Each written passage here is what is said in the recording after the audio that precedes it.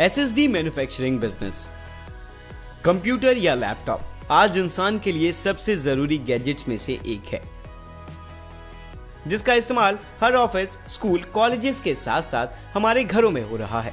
इनमें data storage के लिए दो तरह के स्टोरेज डिवाइसेस का इस्तेमाल किया जाता है, जिसमें से एक है हार्ड डिस्क ड्राइव, जो लगभग 50 सालों से ज्यादा समय से कंप्यूटर्स में इस्तेमाल किया जा रहा है, और दूसरा है एसएसडी, जिसे सॉलिड स्टेट ड्राइव कहते हैं।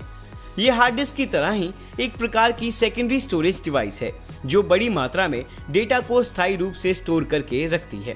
और आज बाजारों में जो एसएसडीज मौजूद हैं, उनकी स्टोरेज कैपेसिटी 128 जीबी से लेकर 956 जीबी तक है, यानी 1 टीबी।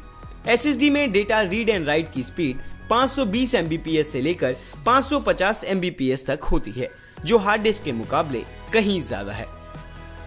हार्ड डिस्क की तरह इसमें मूविंग पार्ट्स ना होने के कारण ये वाइब्रेट नहीं होता, और ये हार्ड डिस्क के मुकाबले कई गुना ज्यादा तेज प्रोसेसिंग स्पीड देती है।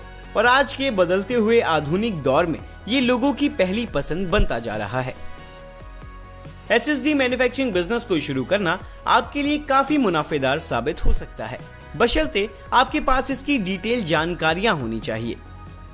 और ये डिटेल जानकारियां आज आईआईडी आपके लिए लेकर आया है इस इंडस्ट्रियल डॉक्यूमेंट्री के माध्यम से। तो अगर आप एसएसडी मैन्युफैक्चरिंग बिजनेस को शुरू करना चाहते हैं तो इस डॉक्यूमेंट्री को शुरू से लेकर अंत तक जरूर देखें।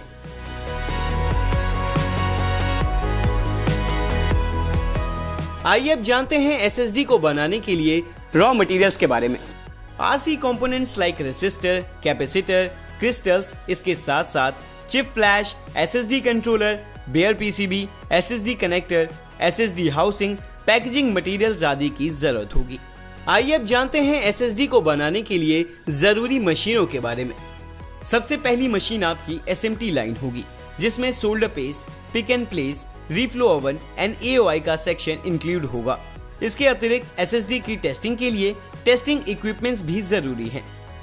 पैकेजिंग सेक्शन में आपको सीलिंग मशीन की भी जरूरत होगी, और इक्विपमेंट्स एंड टूल्स जैसे laser marking, barcode printer, sticker printing आदि भी आपकी मशीनों की लिस्ट में शामिल हैं।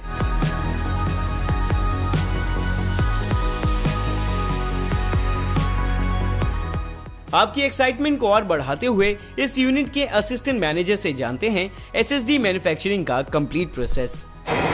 सबसे पहले हमारा इलेक्ट्रॉनिक्स पार्ट का बिन इशू होगा। बिन इशू होने के बाद वो एसएमटी प्रोडक्शन में आएगा।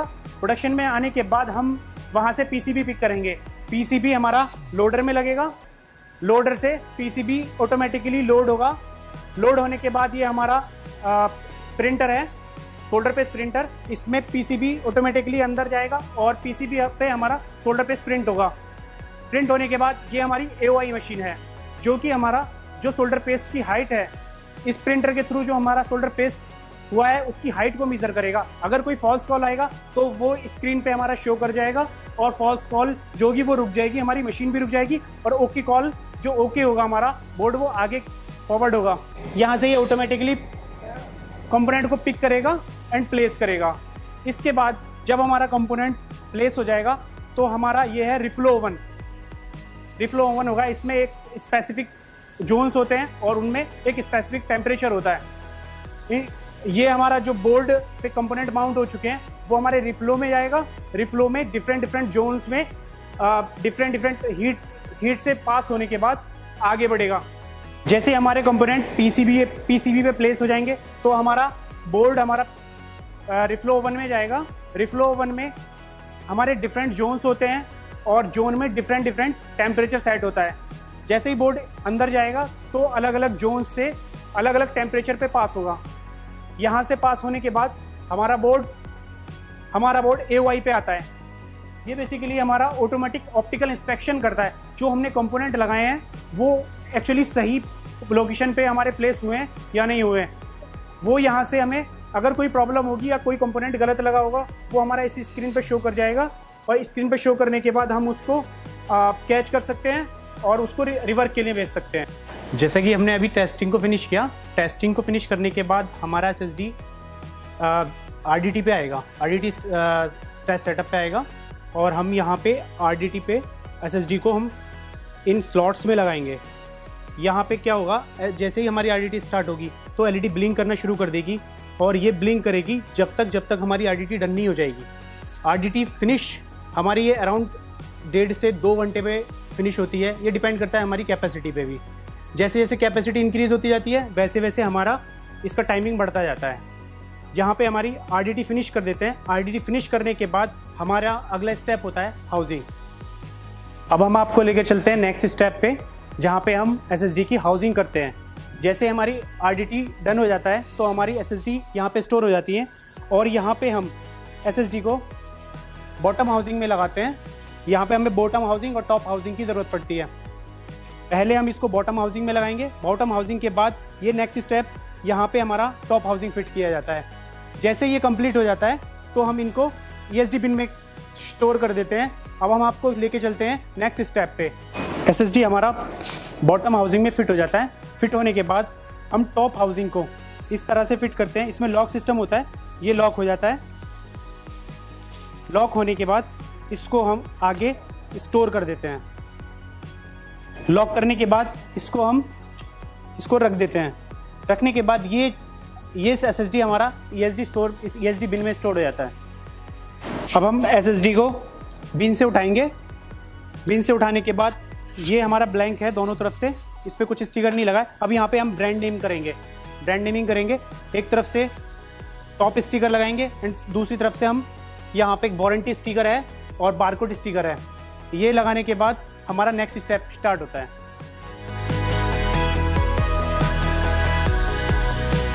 वीडियो में दिखाए गए स्केल पर अगर आप बिजनेस को शुरू करना चाहते हैं तो आपको लगभग 4000 से 6000 स्क्वायर फीट एरिया की आवश्यकता होगी। वहीं प्रारंभिक स्तर पर आप SSD मैन्युफैक्चरिंग यूनिट को लगभग 1800 से 2000 स्क्वायर फीट एरिया में शुरू कर सकते हैं और पूरे प्लांट को सभी मशीनों के साथ लगभग 90 से 120 किलोवाट पावर लोड के साथ आसानी से रन कर सकते हैं। और वीडियो में दिखाए गए स्केल पर इस यूनिट को ऑपरेट करने के लिए आपको 30 से 35 लोगों की जरूरत होगी। वहीं प्रारंभिक स्तर पर आप 15 से 18 लोगों के साथ इस बिजनेस को शुरू कर सकते हैं।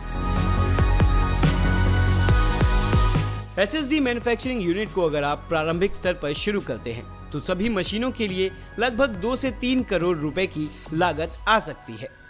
लेकिन अगर आप वीडियो में दिखाए गए लेवल पर शुरू करना चाहते हैं तो आपकी मशीनरी कॉस्ट लगभग 10 से 12 करोड़ रुपए हो सकती है। वहीं इस बिजनेस में 15 से 20% तक का मार्जिन आप आसानी से कमा सकते हैं। लाइसेंसेस में आपको चाहिए होंगे GST, उद्यम, ISO and NOC from fire safety and pollution control board. और यदि आप इसके लिए गाइडेंस चाहते हैं तो अभी IID से कांटेक्ट करें। इस व्यवसाय को शुरू करने के लिए आप केंद्र और राज्य सरकारों द्वारा चलाई जा रही अन्य सब्सिडी और अनुदान योजनाओं का भी लाभ उठा सकते हैं। IID देश का पहला वर्चुअल इनक्यूबेटर है जो अपने DPR, expert episodes, industrial documentaries आदि के माध्यम से आपको व्यवसाय से संबंधित हर क्षेत्र में सहायता करती है। तो देर किस बात की, अभी रजिस्टर करें और बने IID के वैल्यूएबल मेंबर।